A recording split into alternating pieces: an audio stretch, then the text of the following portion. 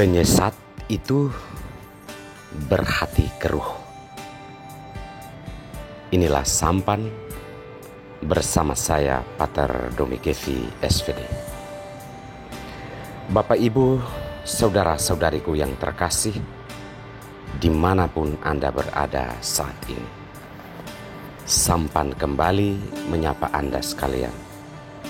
Semoga selalu dalam keadaan sehat, dilindungi dan diberkati Tuhan.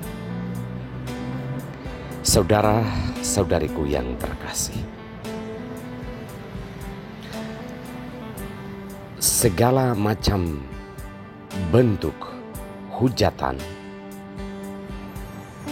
sebenarnya adalah ekspresi hati yang sedang keruh atau hati yang telah dilanda oleh keruhnya nurani yang berkepanjangan. Orang yang mengeluarkan perbendaharaan yang baik dari hatinya itu menandakan hatinya dipenuhi oleh roh kebijaksanaan. Tetapi orang yang mengeluarkan hujatan dari bibirnya itu pertanda bahwa di dalam dirinya tidak ada kebijaksanaan, dan di dalam dirinya yang ada adalah kekeruhan. Saudara-saudariku yang terkasih,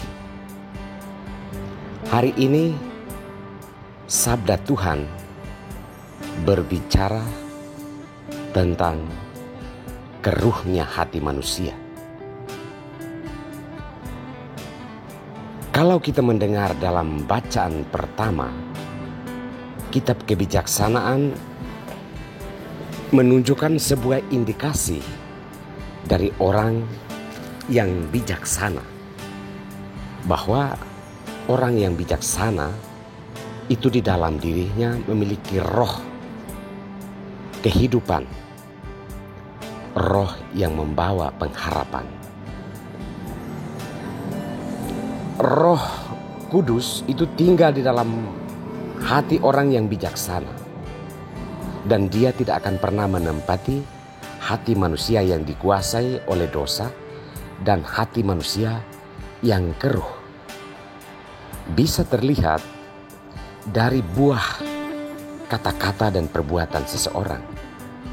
Jika yang keluar dari bibirnya, perilakunya adalah produksi hujatan, itu suatu pertanda bahwa hati kita sedang keruh dan hati kita sedang ketiadaan roh kebijaksanaan.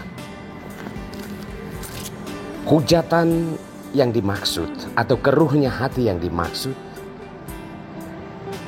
itu tampak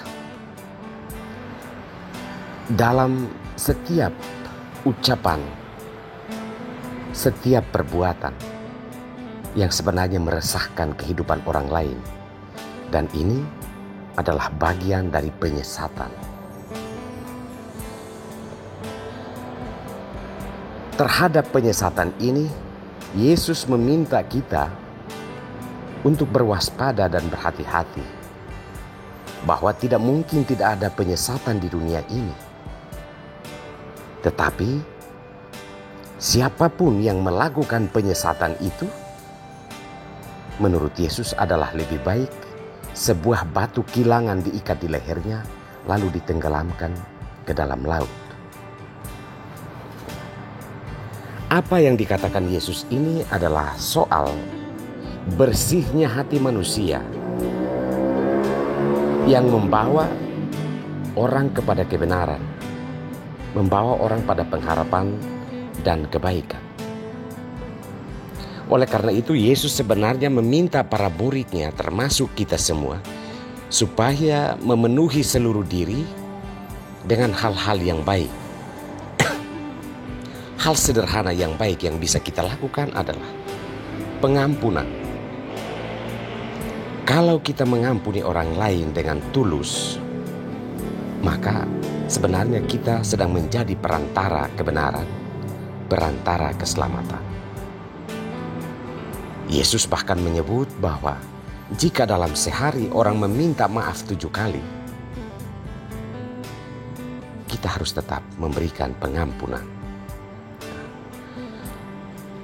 Walaupun hal ini memang pasti terasa sulit seperti yang dialami juga oleh para murid, namun Yesus mengatakan bahwa hal seperti ini membutuhkan iman.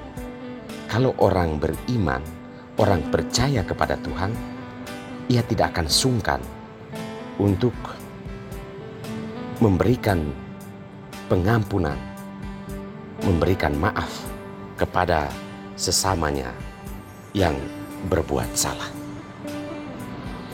Yesus mengatakan bahwa jika di dalam diri kita mempunyai iman sebesar biji sesawi saja, kita bisa memindahkan gunung keegoisan kita, gunung kekeruhan hati kita ke dalam laut. Bahwa segala sesuatu yang tidak baik di dalam diri kita itu bisa diubah dengan iman, bisa diubah dengan keyakinan dan kepercayaan.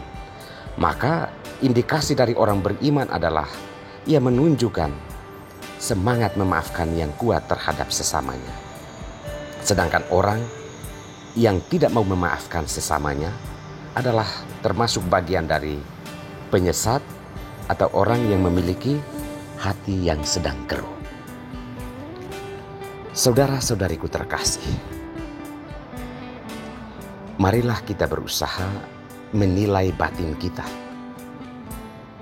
Apakah kita itu adalah orang yang menghujat orang tanpa alasan, yang masa bodoh terhadap orang yang datang memelas mohon pengampunan, yang tidak peduli dengan jeritan hati nurani orang lain?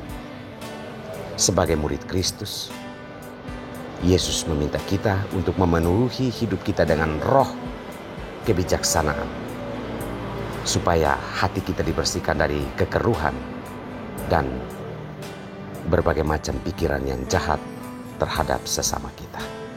Semoga Tuhan menguatkan dan memberkati kita semua.